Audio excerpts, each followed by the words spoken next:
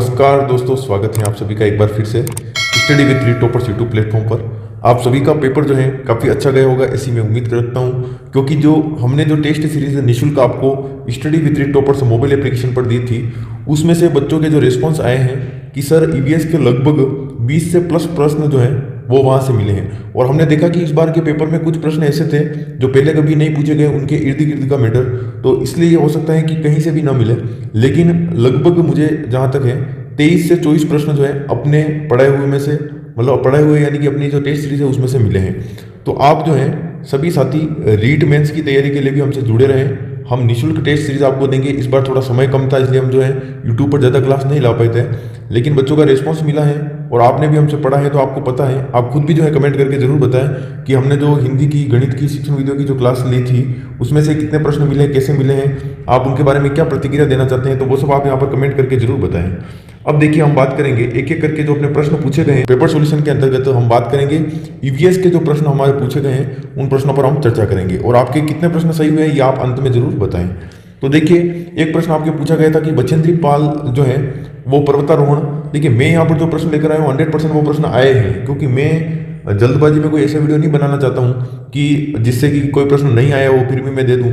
मैंने कई सारे बच्चों से कंफर्म किया है, कम से कम 4 से 5 बच्चों से कंफर्म किया है कि ये प्रश्न आए हैं या नहीं आए। जो नहीं आए थे हमने हटा दिया। आज की इस क्लास में हम कम से कम 23 से 24 प्रश्न जो है आए हुए हैं उनके ऊपर हम चर्चा करेंगे। देखिए, बचेंद्री पाल ने सर्वप्रथम पर्वतारोहण जो है, ये पर्वतारोहण जो है वो कब किया था, तो 23 मई 1984 पर जो है माउंट एवरेस्ट पर फतह की थी और तिरंगा लहराया था। ठीक है। दूसरा प्रश्न आपके पारिस्थितिकी तंत्र शब्द। अब यहाँ पर मैं ये भी क्लियर करूंगा कि कई सारे बच्चे बोल रहे हैं कि केवल पारिस्थितिकी शब्द दिया गया था, पारिस्थितिकी तंत्र नहीं था। अगर तंत्र है तो आपके टेस्ला सही होगा, अगर केवल पारिस्थितिकी है तो आपके हेकल सही होगा। ये आप ध्यान रखिएगा।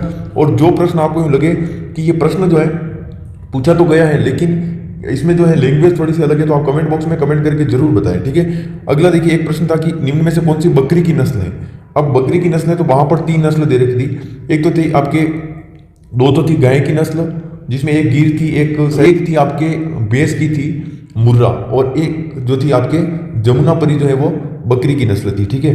एक प्रश्न था आपके चीरने फाड़ने वाले दांत जो है वो क्या कहलाते हैं, तो ये आपके कहलाते हैं रदनक। ये सारी प्रश्न जो है आपके टेस्ट सीरीज में हमने डाल रखे थे। जो प्रश्न हमारी टेस्ट सीरीज में नहीं था वो हम क्लियर यहाँ पर बताएंगे कि टेस्ट सीरीज में नहीं था। और हालांकि हमारी टेस्ट सीरीज जो है वो निःशुल्क थी ऐप के अंदर। कई सारे बच्चे जो है अनजान थे, उन्होंने अभी तक जो है ऐप को डाउनलोड भी नहीं किया था, तो आप जरूर डाउनलोड करके एक बार देखिए कि क्या चीज़ आपको वहाँ पर दी जा रही थी। ठीक है। नेक्स्ट देखिए, एक अजय दुर्ग का आया था। अब यहाँ पर जो है कोई तो कह रहा है बच्चे कि अजय मेरू था, कोई कह रहे अजय था। तो जो प्रश्न था वो आप क्लियर जो है कमेंट करके जरूर बताएं कि वास्तविक में क्या था। और वहाँ पर ऑप्शंस में बच्चे बता रहे हैं कि कुंभलगढ़, सोनारगढ़ और मेहरानगढ़ और चित्तौड़गढ़, ऐसे कुछ 4 ऑप्शंस थे। अगला हम देखेंगे याक पशु। याक पशु जो है कहाँ पाया जाता है, तो ये आपके कहाँ पाया जाता है, लद्दाख में पाया जाता है, और ये भी हमारी टेस्ट सीरीज के अंतर्गत था। ये अजय दुर्ग या अजय दुर्ग वाला नहीं था। ठीक है। एक है आप देखिए राजस्थान का राज्य पुष्प, ये भी आपके था। इसका सही आंसर क्या है, रोहिड़ा। फिर आपके पांडुपोल जो अनुमान जो है, या यूँ कह सकते हैं कि पांडुपोल मेला जो लगा था, मेले का पूछा गया था, तो आपके सही आंसर क्या होगा, अलवर। फिर आपके अगला प्रश्न था चंद्रमा पर दूसरा कदम रखने वाला व्यक्ति कौन था, तो नील आर्मस्ट्रॉन्ग जो है पहले व्यक्ति थे। अब ये एल्ड्रिन जो है आपके वो कौन है, दूसरा कदम रखने वाले थे। और कई जगह बज एल्ड्रिन भी लिखा हुआ और कई जगह एडविन एल्ड्रिन भी लिखा हुआ है, वो आपकी क्या हो जाएगा, सही हो जाएगा।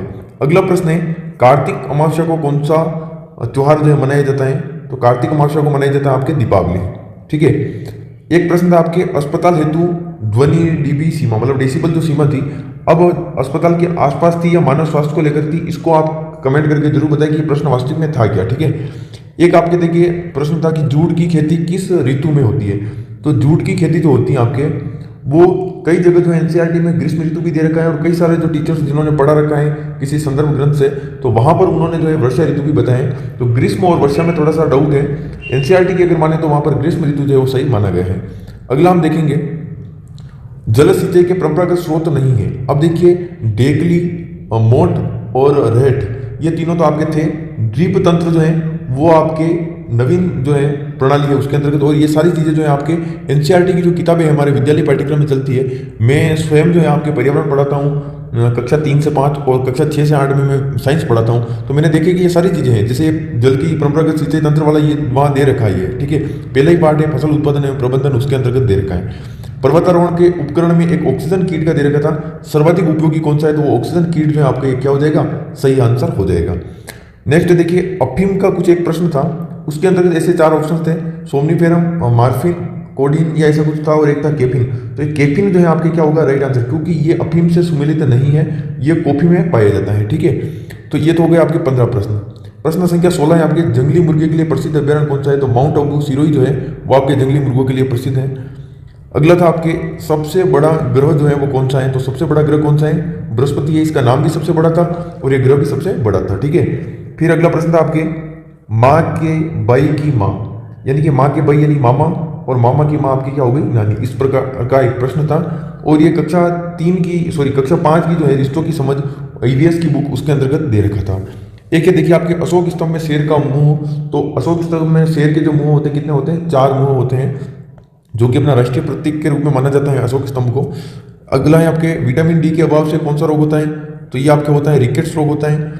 नेक्स्ट हम देखेंगे प्रश्न संख्या 21, वो है आपके, सबसे गहरी बावड़ी कौन सी है। अब सबसे गहरी बावड़ी, अब कई बच्चे जो है बोल रहे हैं यहाँ पर सबसे बड़ी बावड़ी थी, तो जो भी था आप क्लियर कमेंट में जरूर बताएं।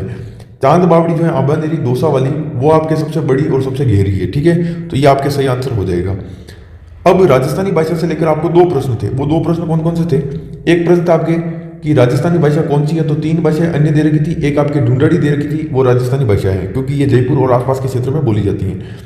एक प्रश्न था, निम्न में से कौन सी राजस्थानी भाषा नहीं है, वहां पर 3 राजस्थानी भाषाएं दे रखी थी, ये मैथिली जो है वो राजस्थानी भाषा नहीं है, तो 23 नंबर प्रश्न आपके ये हो गया।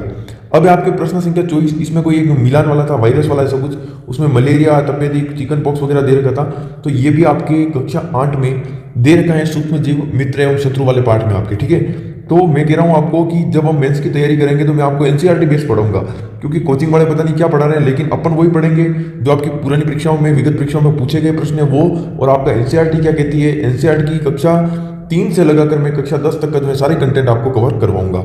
नेक्स्ट हम देखेंगे, मानव द्वारा स्थापित घटक कौन सा है, तो मानव द्वारा स्थापित घटक कौन सा है, उद्योग। ये आप ध्यान रखिएगा, कंफर्म है कि इसका उद्योग ही सही आंसर होगा, समुदाय वगैरह दे रखा था इसमें अलग अलग, लेकिन उद्योग आपके सही आंसर होगा। देखिए कुल 25 प्रश्न तो आपके ही हो गए। प्रश्न संख्या 26 जो है, अब इसमें आप क्लियर बताएं कि ये यातायात संकेत किसके बारे में पूछा गया था, कैसा यातायात संकेत है, क्योंकि अगर ऐसा था तो ये तो है चौड़ा रास्ता, कैसा है, चौड़ा रास्ता, जिसको कहते हैं वाइड है। ठीक है, फिर आपके अगर ये वाला पूछा गया है तो इसको कहते हैं सकड़ा रास्ता, और इसको कहते हैं नैरो, क्या कहते हैं, नैरो। ठीक है, तो ये तो दोनों हो गए आपके रास्ते, और ये लास्ट वाला जो दे रखा है ये आपके क्या है, संकरी पुलिया है, क्या है ये, नैरो ब्रिज, संकरी पुलिया यानी कि नैरो ब्रिज है। तो आपके कौन सा प्रश्न था उस हिसाब से आप देख लें और कमेंट करके जरूर हमें बताएं कि सर इसमें जो है ये वाला दे रखा था, तो नैरो ब्रिज जो है इसका सही आंसर हो जाएगा। अगला प्रश्न है जो कि हमें जानकारी मिली है कि ENVIS जो है इसकी फुल फॉर्म आपको पूछी गई थी, और उसकी full form environmental information system, यानी कि ये आपके पर्यावरण और पारिस्थितिकी तंत्र से संबंधित जो है प्रश्न पूछे गए थे। तो ये 27 प्रश्न हम आपके सामने लेकर आए।